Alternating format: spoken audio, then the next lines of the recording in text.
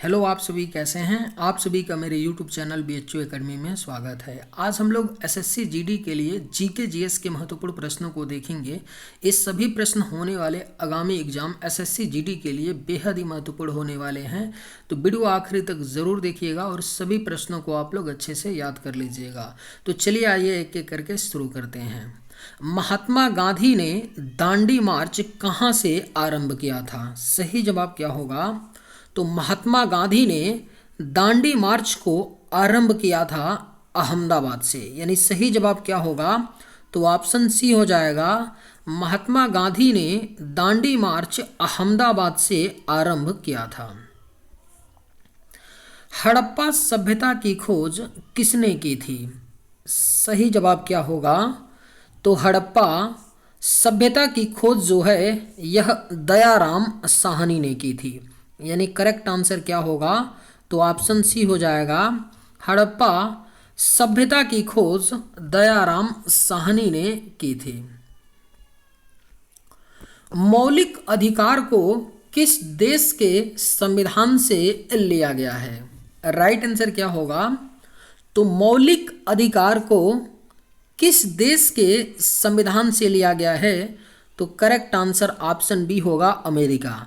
America देश से मौलिक अधिकार यानी फंडामेंटल राइट को लिया गया है। फंडामेंटल राइट आर्टिकल 12 से लेकर के 36 तक है। आर्टिकल 12 से लेकर के 36 तक है भारतीय संविधान में मौलिक अधिकार, जिसे अमेरिका के संविधान से लिया गया है।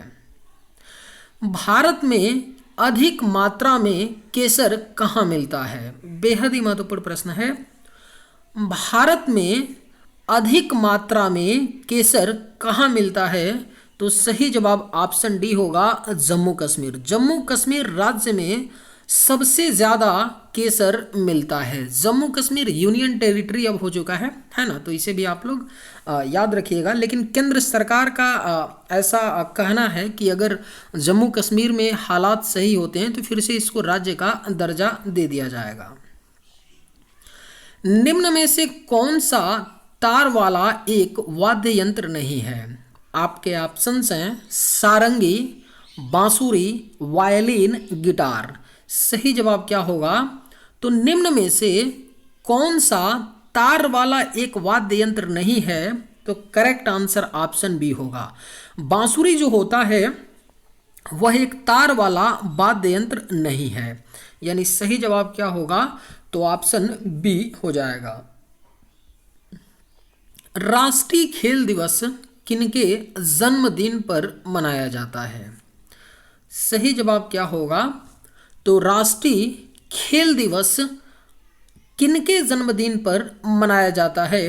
तो राइट आंसर ऑप्शन डी होगा। मेजर ध्यानचंद के जन्मदिन के अवसर पर हर साल 29 अगस्त को राष्ट्रीय खेल दिवस के रूप में मनाया जाता है। मेजर ध्यानचंद हॉकी के सुप्रसिद्ध खिलाड़ी थे। इनको हॉकी का जादूगर भी कहा जाता है। तो इसे भी याद रखिएगा कि हर साल 29 अगस्त को राष्ट्रीय खेल दिवस मनाया जाता है मेजर ध्यानचंद के जन्म के अवसर पर।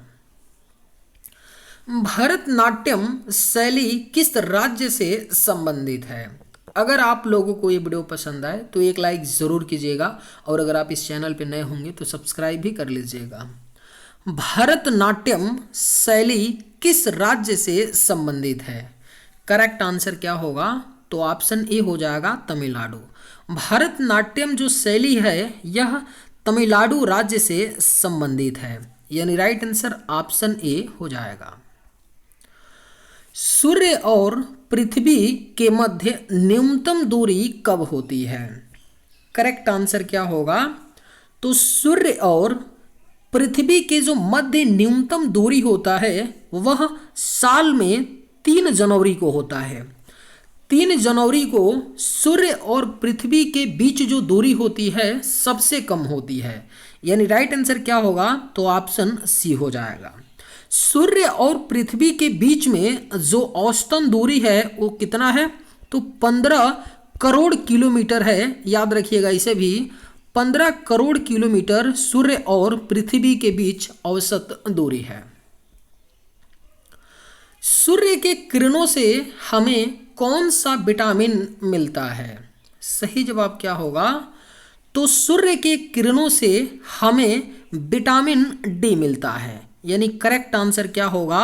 तो ऑप्शन बी हो जाएगा, सूर्य के किरणों से हमें विटामिन डी मिलता है। भारत का पहला मुगल सम्राट कौन था? सही जवाब क्या होगा? तो भारत का पहला मुगल सम्राट जो था वह आपका बाबर था, यानी करेक्ट आंसर क्या होगा? ऑप्शन बी हो जाएगा, भारत का पहला मुगल सम्राट बाबर था। करेक्ट आंसर ऑप्शन बी होगा। टोडरमल किस मुगल शासक का प्रसिद्ध राजस्व मंत्री थे?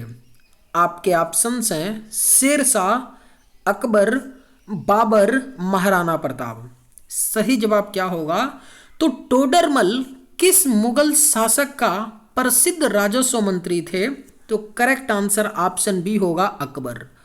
टोडरमल जो थे वह मुगल शासक अकबर के राजस्व मंत्री थे, यानी सही जवाब आपका ऑप्शन बी हो जाएगा। भारत में गजलों का जनक किसे माना जाता है? बेहद ही महत्वपूर्ण प्रश्न है। भारत में गजलों का जनक अमीर खुसरो को माना जाता है, यानी करेक्ट आंसर ऑप्शन बी हो जाएगा। भारत में गजलों का जनक अमीर खुसरो को माना जाता है। सिखों के पांचवें गुरु कौन थे? करेक्ट आंसर क्या होगा? तो सिखों के जो पांचवें गुरु थे वह कौन थे? तो गुरु अर्जुन देव थे। राइट आंसर क्या होगा? ऑप्शन सी हो जाएगा, सिखों के पांचवें गुरु गुरु अर्जुन देव थे। अर्थशास्त्र के लेखक का श्रेय किसे दिया जाता है? सही जवाब क्या होगा? तो अर्थशास्त्र के लेखक का जो श्रेय है यह चाणक्य को दिया जाता है। सही जवाब ऑप्शन सी हो जाएगा, अर्थशास्त्र के लेखक का श्रेय चाणक्य को दिया जाता है। भारत का सबसे बड़ा नदी द्वीप कौन सा है? बेहद ही महत्वपूर्ण प्रश्न है, कई बार पूछा गया है एसएससी एग्जाम में, जीडी में भी एक बार ये क्वेश्चन पूछा गया है, तो इसको अच्छे से याद रख लीजिएगा। भारत का जो सबसे बड़ा नदी द्वीप है आपका माजुली द्वीप है, यानी राइट आंसर क्या होगा? तो ऑप्शन सी हो जाएगा, भारत का सबसे बड़ा नदी द्वीप माजुली द्वीप है। All India forward block party की स्थापना किसके द्वारा की गई थी? सही जवाब क्या होगा? तो all India forward block party की स्थापना सुभाष चंद्र बोस ने की थी। सही जवाब क्या होगा? तो ऑप्शन डी हो जाएगा, all India forward block party की स्थापना सुभाष चंद्र बोस ने की थी। किस प्रकार की वनस्पति को टैगा वनस्पति भी कहते हैं? आपके ऑप्शंस हैं शीतोष्ण, पर्णपाती, शंकुधारी, इनमें से कोई नहीं। सही जवाब क्या होगा? तो किस प्रकार की वनस्पति को टैगा वनस्पति भी कहते हैं? तो करेक्ट आंसर ऑप्शन सी होगा, शंकुधारी। शंकुधारी प्रकार की वनस्पति को टैगा वनस्पति भी कहते हैं, यानी करेक्ट आंसर ऑप्शन सी हो जाएगा। निम्नलिखित में से कौन सा अमेरिका का राष्ट्रीय खेल है? सही जवाब क्या होगा? तो निम्न में से कौन सा अमेरिका देश का राष्ट्रीय खेल है? तो करेक्ट आंसर ऑप्शन डी होगा, बेसबॉल। बेसबॉल जो खेल है यह आपका अमेरिका देश का राष्ट्रीय खेल है। किसे कंप्यूटर का मस्तिष्क भी कहा जाता है? सही जवाब क्या होगा? तो किसे कंप्यूटर का मस्तिष्क कहा जाता है? तो राइट आंसर ऑप्शन डी होगा, सीपीयू को। सीपीयू को कंप्यूटर का मस्तिष्क भी कहा जाता है। सीपीयू का फुल फॉर्म क्या होता है? तो सेंट्रल प्रोसेसिंग यूनिट होता है। सेंट्रल प्रोसेसिंग यूनिट होता है, इसे भी आप लोग याद रखिएगा, सेंट्रल प्रोसेसिंग और यूनिट होता है सीपीयू का फुल फॉर्म, जिसे कंप्यूटर का मस्तिष्क कहा जाता है। निम्न में से कौन कांग्रेस विशेषज्ञ समिति का सदस्य था? बेहद ही महत्वपूर्ण प्रश्न है। निम्न में से कौन कांग्रेस विशेषज्ञ समिति का सदस्य था? तो सही जवाब ऑप्शन ए होगा, एम आसफ अली। एम आसफ अली जो थे वह कांग्रेस विशेषज्ञ समिति के सदस्य थे, यानी सही जवाब ऑप्शन ए होगा। ग्रीन पीस इंटरनेशनल का मुख्यालय कहाँ है? सही जवाब क्या होगा? तो ग्रीन पीस इंटरनेशनल का जो मुख्यालय है यह आपका एम्स्टर्डम में है, यानी राइट आंसर क्या होगा? तो ऑप्शन डी हो जाएगा। ग्रीन पीस इंटरनेशनल का जो मुख्यालय है वह एम्स्टर्डम में है। इनमें से कौन बांग्लादेश के पहले राष्ट्रपति थे? सही जवाब क्या होगा? तो इनमें से कौन जो थे वह बांग्लादेश के पहले राष्ट्रपति थे? तो करेक्ट आंसर ऑप्शन बी होगा, शेख मुजीबुर रहमान जो थे यह बांग्लादेश के पहले राष्ट्रपति थे, यानी सही जवाब ऑप्शन बी हो जाएगा। सिंधु मैदान तथा गंगा मैदान का जल विभाजन निम्नलिखित में से किसके निकट होता है? सही जवाब क्या होगा? तो सिंधु मैदान तथा गंगा मैदान का जो जल विभाजन है वह अंबाला के निकट होता है, यानी राइट आंसर ऑप्शन सी हो जाएगा। सिंधु मैदान तथा गंगा मैदान का जल विभाजन अंबाला के निकट होता है। माही नर्मदा नदी संपर्क परियोजना किस वर्ष पूरी हुई? बेहद ही महत्वपूर्ण प्रश्न है। माही नर्मदा नदी संपर्क परियोजना जो है यह आपका सन 2018 में पूरी हुई थी, यानी सही जवाब ऑप्शन डी होगा। माही नर्मदा नदी संपर्क परियोजना सन 2018 में पूरी हुई। आगरा के मोती मस्जिद का संबंध किस मुगल शासक से है? करेक्ट आंसर क्या होगा? तो आगरा के मोती मस्जिद का जो संबंध है यह मुगल शासक शाहजहां से है, यानी राइट आंसर क्या होगा? तो ऑप्शन डी हो जाएगा। आगरा के मोती मस्जिद का जो संबंध है यह मुगल शासक शाहजहां से है। रॉलेट सत्याग्रह कब और किसके द्वारा शुरू किया गया था? करेक्ट आंसर क्या होगा? तो रॉलेट सत्याग्रह शुरू किया गया था महात्मा गांधी के द्वारा, यानी राइट आंसर क्या होगा? तो ऑप्शन ए हो जाएगा। रॉलेट सत्याग्रह महात्मा गांधी के द्वारा शुरू किया गया था, और कब किया गया था इसका जवाब आप लोग मुझे कमेंट करके बताइएगा कि जो रॉलेट सत्याग्रह है इसको महात्मा गांधी जी ने कब शुरू किया था।